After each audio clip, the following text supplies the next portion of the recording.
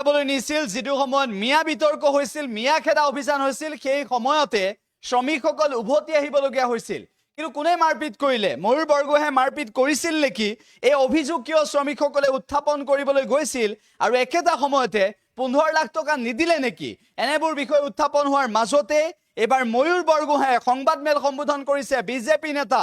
ময়ূৰ বৰগোহাঁয়ে সংবাদমেল সম্বোধন কৰিছে কেৱল সংবাদমেলেই নহয় অখিল গগৈ আৰু ভূপেন বৰা লগতে দেৱব্ৰত শইকীয়াৰ বিৰুদ্ধে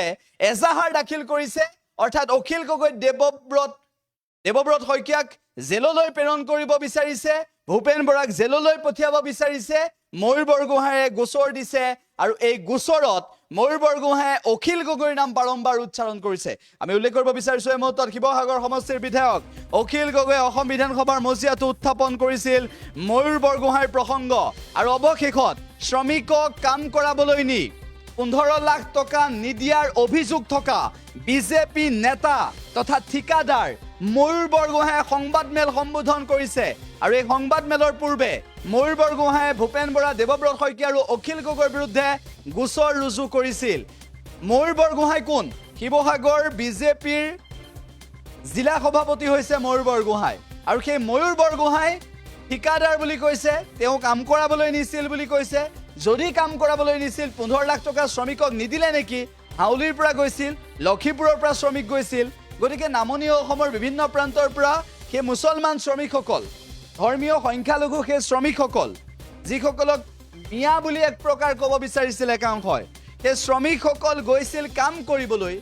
এতৰ তাৰণাত কাম কৰিবলৈ গৈছিল দুপইচা অৰ্জন কৰিবলৈ কিন্তু নিশা তেওঁলোকক খোৱাপাতিৰ পৰা উঠাই কেনেদৰে জয় অসম চিঞৰিছিল কেনেদৰে আছু জিন্দাবাদ চিঞৰাইছিল আৰু তাৰ পিছত আছুৱে ক'লে যে আমি এনেকুৱা কাম কোনো কাৰণতে নকৰোঁ হকিয়াই দিছিল আৰু তাৰ পিছত ক'লে যে কোনে মাতি নিছিল শ্ৰমিকসকলে ক'লে যে ময়ূৰ বৰগোহাঁইৰ তত্ত্বাৱধানত গৈছিল এতিয়া প্ৰশ্নটো হৈছে যে বিজেপি নেতা ময়ূৰ বৰগোহাঁয়ে মাৰপিট যদি কৰা নাই তেনেহ'লে শ্ৰমিকসকলক নিশা উঠাই কোনে পঠিয়াইছিল কিয় শ্ৰমিকসকলৰ সুৰক্ষাৰ দায়িত্ব সন্দৰ্ভত তেওঁলোকে মাত মতা নাছিল এতিয়া অখিল গগৈৰ বিৰুদ্ধে এজাহাৰ দিছে ভূপেন বৰাৰ বিৰুদ্ধে এজাহাৰ দিছে দেৱব্ৰত শইকীয়াৰ বিৰুদ্ধে এজাহাৰ দিছে কিন্তু ময়ূৰ বৰগোহাঁয়ে সংবাদমেলত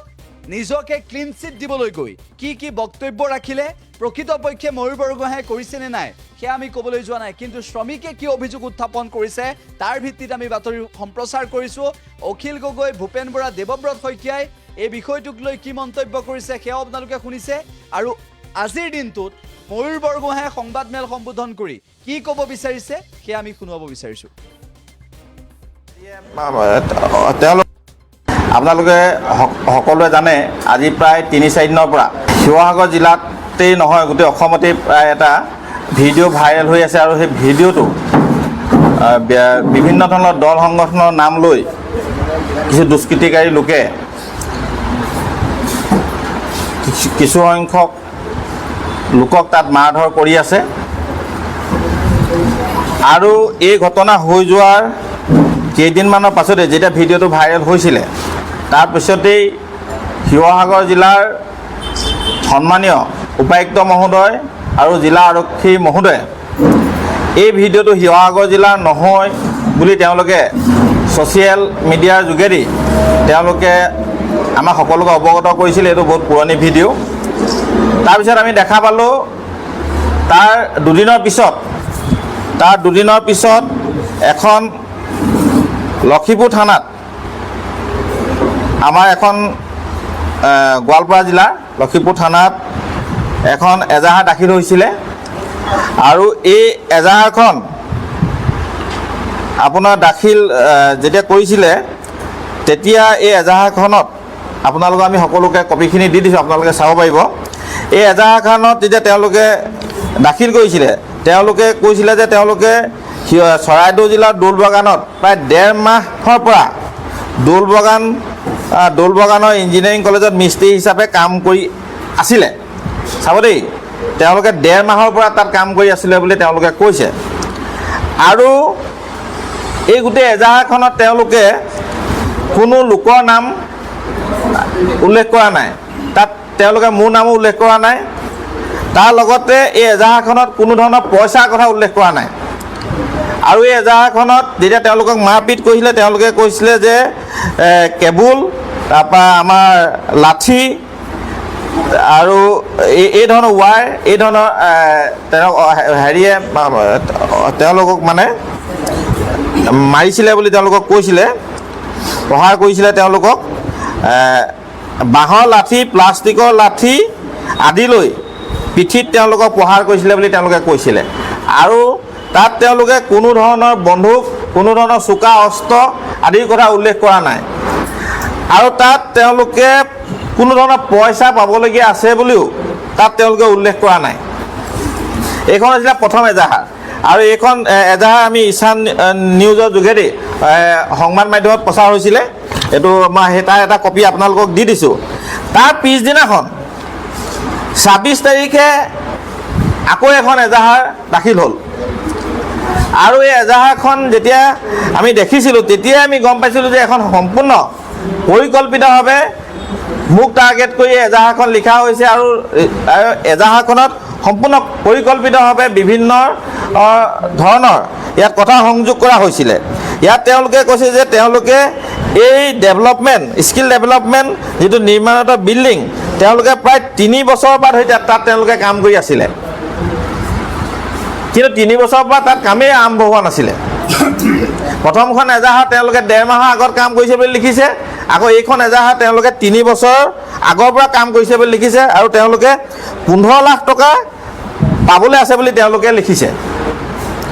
আৰু ইয়াত তেওঁলোকে লিখিছে তেওঁলোকক তৰোৱাল, ছুৰী, বন্দুক আদিয়ে তেওঁলোকক মানে প্ৰহাৰ কৰা হৈছে বুলি লিখিছে। আৰু তেওঁলোকে ইয়াত আৰু এটা কথা লিখিছে, তেওঁলোকে যে ময়ূৰ বৰগোহাঁইৰ নেতৃত্বত, মোৰ কথা কোৱা হৈছে, মোৰ নেতৃত্বত অহা লোকসকলে তেওঁলোকক প্ৰহাৰ কৰিছিলে। আৰু প্ৰহাৰ কৰি যেতিয়া তেওঁলোকে চিঞৰ বাখৰ কৰিছিলে, চিঞৰ বাখৰ যেতিয়া ওচৰৰ মানুহে শুনিছিলে বুলি তেওঁলোকে কৈছে, চিঞৰ বাখৰ কৰাৰ ফলত ঘটনাস্থলীৰ পৰা যেতিয়া আঁতৰি গৈছিলে দলটো, যেতিয়া মই আঁতৰি গৈছিলোঁ বুলি কৈছিলে তেওঁলোকে, তেতিয়া কৈছিলে যে চিঞৰি চিঞৰি কয় যে ময়ূৰ বৰগোহাঁইৰ ওচৰত পাব লগা 15 লাখ টকা ভৱিষ্যতে আৰু নিবিচাৰিবি বুলি তেওঁলোকক চিঞৰি চিঞৰি কৈ গৈছিল বুলি কৈছে। এতিয়া মই যদি মাৰিছিলোঁৱেই, আকৌ মই কি নিজৰ নামটোকে আকৌ তাক কৈ থৈ যাম নি যে যোৱা সময়ত চিঞৰিছে যে ময়ূৰ বৰগোহাঁইৰ ওচৰত 15 লাখ টকা নিবিচাৰি বুলি। আৰু এইখনত সম্পূৰ্ণ তেওঁলোকে পৰিকল্পিত মোক টাৰ্গেট কৰি এজাহাৰখন দিয়া হৈছিল। আৰু ইয়াত দিয়া হৈছে যে সেইদিনাখন ৰাতিয়ে 15-16 কিলোমিটাৰ তেওঁলোকে ৰাতিয়ে খোজকাঢ়ি তেওঁলোকে আহিছিলে।